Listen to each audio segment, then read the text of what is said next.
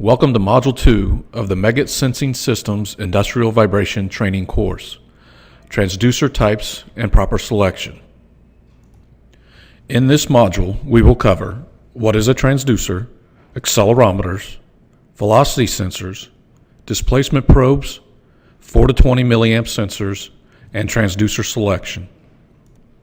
A transducer is simply a mechanism that converts a mechanical event into an electrical signal. A vibration transducer works as a mass and spring which outputs an electrical signal proportional to the vibration exciting it. In the world of vibration, there are 4 types of transducers that are the most common: accelerometers, velocity sensors, displacement probes, and 4 to 20 milliamp sensors. An accelerometer uses a piezoelectric material or crystal as a sensing element or spring in a spring mass system. A mass loads the sensing element and the crystal creates a charge output when compressed and released. This charge is fed into the electronics which convert it to a voltage output. This voltage output is what we measure to quantify the vibration. There are 2 fundamental types of accelerometers: charge mode, in which the sensing element is separated from the electronics, and integrated electronic piezoelectric, or IEPE, which have the sensing element and the electronics in the same housing. IEPE accelerometers can be designed in many ways, but the most common are shear and compression designs. With charge mode accelerometers, the electronics or charge amp and the sensing element are 2 separate components. This allows them to be used in much higher temperature areas, as the electronics are typically the limiting factor in regards to temperature. The output of the sensing elements is in picocoulombs per G, which is then fed into the charge amp. The charge amp converts the signal to the desired voltage output, or millivolts per G. The temperature range of a charge mode accelerometer ranges from 260 degrees Celsius to 700 degrees Celsius. A typical IEPE accelerometer limit is around 150 degrees C. IEPE accelerometers are typically either a shear design or a compression design. Here we have an example of a compression design. A compression design places a mass on the crystal, creating a preload. When vibration occurs, the mass will compress and release the crystal, which creates a charge which can be measured. The charge is fed to a circuit board, which converts the signal to a voltage output. Compression accelerometers are easy to build, but do come with some drawbacks. They are susceptible to pyroelectric effect, which is a low-frequency output with rapid temperature changes, cross-axis vibration, and base strain. Probably the most commonly used design is an IEPE shear design. This design attaches a crystal to the base, and rather than preloading the crystal with a mass on top of it, the mass is placed on the sides of the crystal. When vibration occurs, the mass creates a shearing effect on the crystal instead of compressing it. This creates a charge output, which is fed to the circuit board, which converts the signal to a voltage output. This is a more complex design, but offers several advantages. It is less susceptible to pyroelectric effect, cross-axis vibration, and base strain. Accelerometers have both their advantages and disadvantages. The advantages of accelerometers are very wide frequency, wide amplitude range, broad temperature range, velocity or displacement outputs are available, and they are rugged with an industrial design. Disadvantages include they are not completely responsive to 0 Hz, and the internal amplifier limits the temperature. Generally speaking, there are 2 types of velocity sensors: piezo velocity, which is very similar to an accelerometer and uses a piezo sensing element, or velocity or moving coil, which detects the vibration using a transducer that has parts that physically move. A piezo velocity sensor has the same basic design as an accelerometer. It uses a piezoelectric crystal as a sensing element and then converts the signal to a velocity output using the integrated electronics. A velocity coil uses the physical movement of a magnet to create an output through coils. This type of transducer does not require an external power supply. The lack of electronics allow for very good signal-to-noise ratio. However, the moving parts are susceptible to wear over time. Use and velocity sensors have their advantages and disadvantages. Some of the advantages include no external powering required, powerful signal output, easy to use, and the ability to operate at elevated temperatures with the lack of electronics. Some of the disadvantages include not useful for very low or very high frequencies, moving parts will wear out, mounting orientation may be important, the size will typically be larger, and they can be affected by magnetic fields.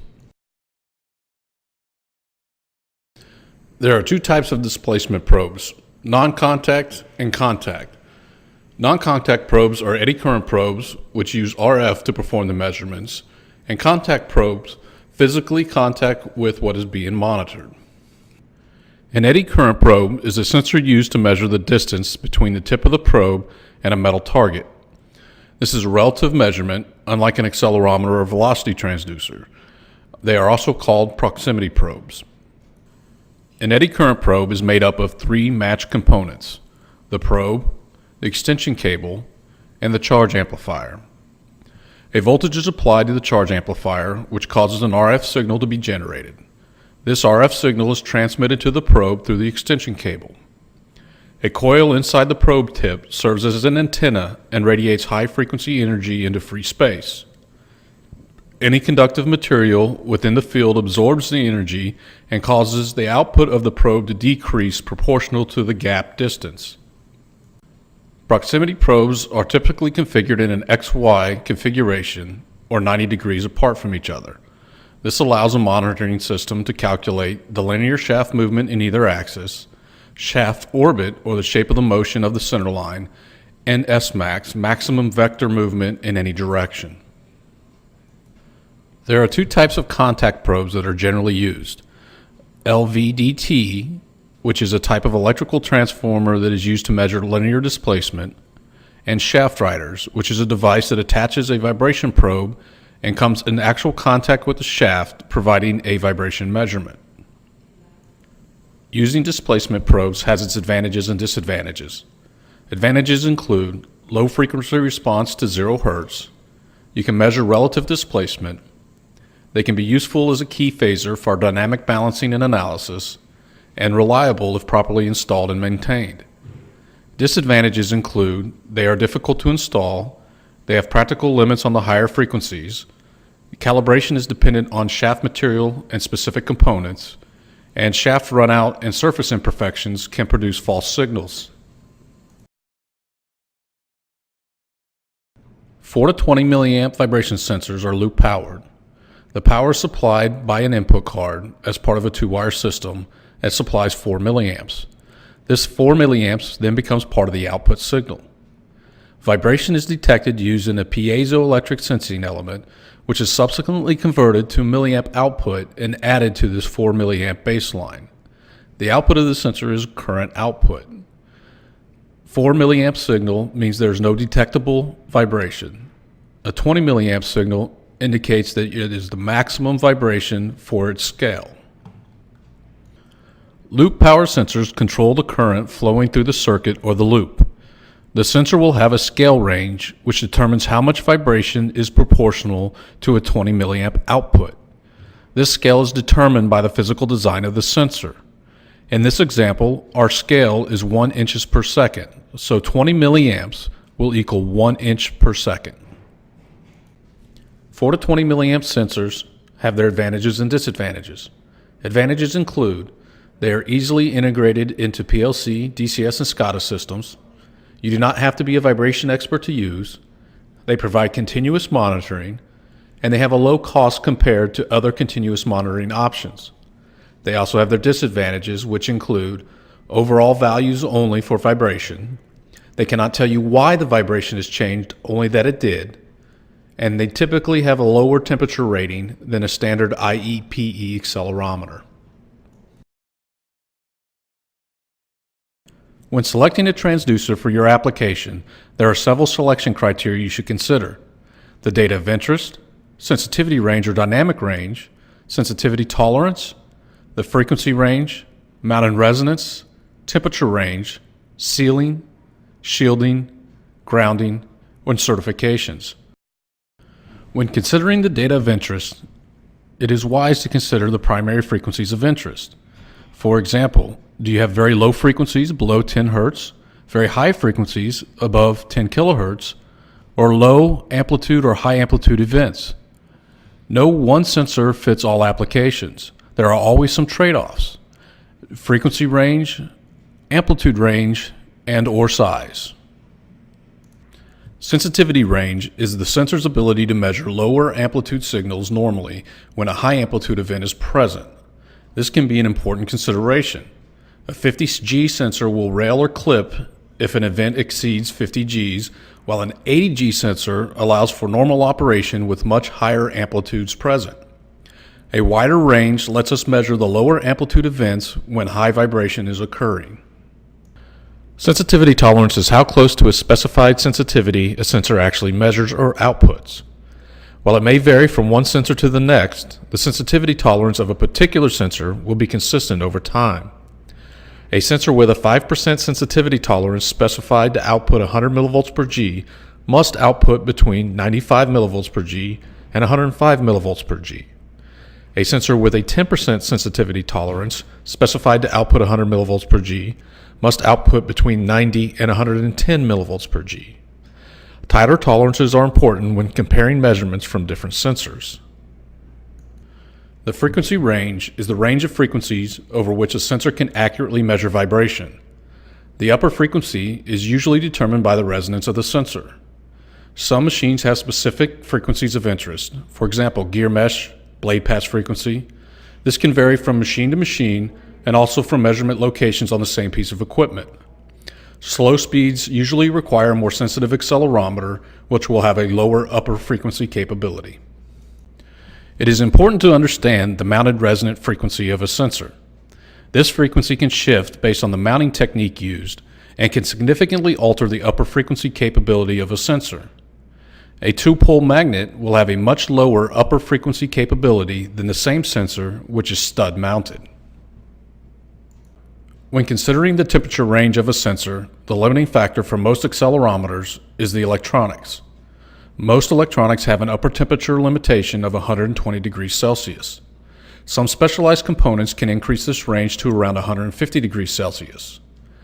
Applications that require a higher temperature require specially designed sensors. Using a sensor in an environment above the upper temperature rating will significantly reduce the life of the sensor. Sensor sealing is one of the most important attributes that contributes to the longevity and repeatability of a sensor. Sensors typically fail due to the electronics. Electronics failures is caused by exposure to the atmosphere or environment. The less exposure a sensor has, the longer the life. Not all hermetic seals are created equal. Helium leak testing of the hermetic seal is the best detection method. It is 10,000 times more sensitive to problems than the standard bubble test. For the longest lasting sensor with minimal sensitivity drift, insist on helium leak testing. In a typical plant environment, EMI and RFI shielding is very important. Shielding protects the vibration signal from outside interference, which can lead to erroneous data, such as radio frequency interference from walkie-talkies and electromagnetic interference from inductive fields. There are three factors in a well-shielded system: an internally shielded sensor, an appropriately shielded cable assembly, and properly grounded sensors and cables. There are typically two methods of grounding sensors: case isolation and case grounding. With case-isolated sensors, the sensing element and electronics are electrically isolated from the system they are connected to. Many online systems require case isolation to prevent ground loops. With case-grounded sensors, the system that the sensor is connected to provides the grounding. This is fine for portable data collectors, but should not be used with online systems. Improper cabling can negate proper sensor grounding. Certifications can be a very important consideration depending on the environment a sensor will be operating in. There are many different certifications, but the most common are CE, which certifies that a product has met EU consumer safety, health, or environmental requirements, and hazardous area, which has varying levels of certification, including IS, Class 1 Div 1, which requires a barrier, Class 1 Div 2, which does not require a barrier, and explosion proof. You have just completed Module 2, Transducer Types and Selection. Please join us again for Module 3, Measurement Types. You can visit us at www.wilcoxon.com or call us directly at 1-800-WILCOXON.